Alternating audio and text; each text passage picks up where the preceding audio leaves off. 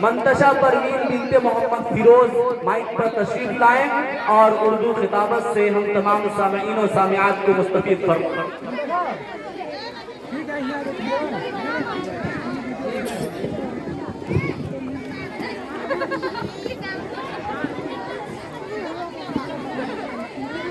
السلام علیکم ورحمۃ اللہ وبرکاتہ۔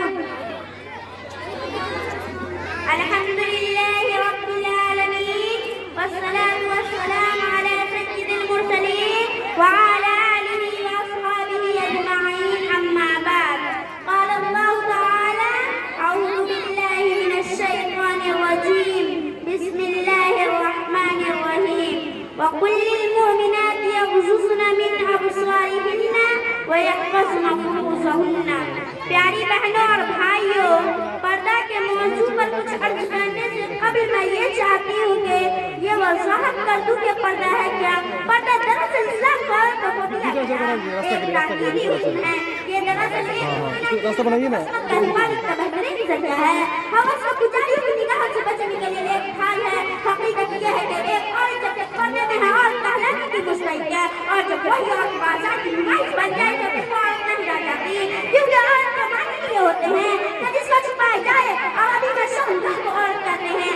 آج ہماری زبانیں یہ کہتی ہے کہ پردہ قدامت پسندی اور گناہ پرستی کی علامت ہے۔ دراصل ان کے منہ پر پردہ پڑ گیا ہے اور بعض سے کا چھوڑنے میں ان کو قرآن مجید کا یہ حکم یاد نہیں رہا، وَلَا يُبْدِينَ زِینَتَہُنَّ إِلَّا مَا ظَهَرَ مِنْهَا، یعنی عورتیں اپنی زینت کو حقیقت میں ظاہر نہ کرے سوائے ان حصوں کو جن کو کھولے رکھنا مجبوری ہے۔ کیا قرآن کریم میں یہ آیتیں بھی بنیاد پرستی کی تعلیم دیتی ہے؟ اسی قرآن مجید میں اللہ تبارک و تعالیٰ نے یہ بھی فرمایا، وَلَا تَبَرَّجْنَ تَبَرُّجَ الْجَاهِلِيَّةِ الْأُولَىٰ، زمانۂ جاہلیت کی طرح بے پردگی اور بناؤ سے محافظت کیا کرو۔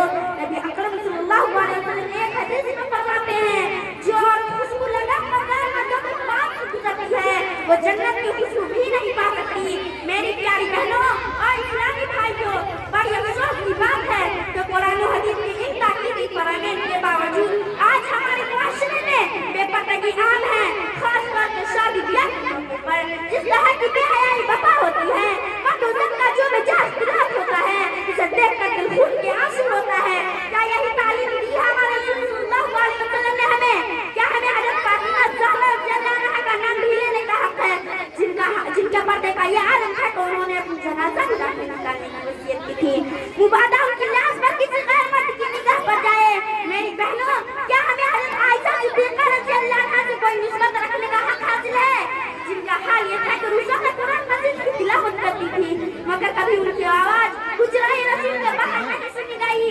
آج ہم نے شرم و حیا کا دعوت چھوڑ دیا، آج مسلمان نے کیا بے پردگی اور بے حیائی کی تمام حدود پار کر رہی ہے، اور اس کا نتیجہ یہ ہوا کہ پورا معاشرہ غلط سمت میں جا رہا ہے۔ نوجوان نسل تباہ ہو رہی ہے، خاندانی کردار کی بلندی پرانی باتیں قرار دی جانے لگی ہے، حیا اور غیر غصہ پائیدہ بن چکی ہے۔ حالانکہ ایک عورت کا اصل زیور اس کی شرم و حیا ہے۔ ایک حدیث میں اللہ کے رسول صلی اللہ علیہ وسلم فرماتے ہیں، اذا لم تستحی فاصنع ما شئت، جب تمہارے اندر حیا نہ ہو تو پھر تم سے کسی بھی کام کی توقع کی جا سکتی ہے۔ میری بہنوں، آج ہماری بہنیں بے پردہ ہو کر کالج اور یونیورسٹی جا کر تعلیم حاصل کرتی ہے۔ میں اصل تعلیم کے خلاف نہیں ہوں، اگر مسلمان لڑکیاں ڈاکٹر نہیں بنیں گی تو مسلمان خواتین کا علاج کون کرے گا؟ ٹیچر نہیں بنیں گی تو مسلمان لڑکیوں کو پڑھائے گا کون؟ مگر یہ تعلیم پردے میں رہ کر اسلامی حدود کی پابند کر کے بھی حاصل کی جا سکتی ہے۔ حقیقت میں میری بہنوں، لڑکے اور لڑکیوں کا مخلوط تعلیم حاصل کرنا، وہ بھی نوجوانی کے عمر میں، دونوں کے لیے ذمہ قاتل کی حیثیت رکھتا ہے۔ اما عائشہ رضی اللہ عنہا پردے میں رہنے کے باوجود بڑے بڑے صحابہ کو فتویٰ دیتی تھی اور دین کے سلسلے میں ان کی رہنمائی کرتی تھی۔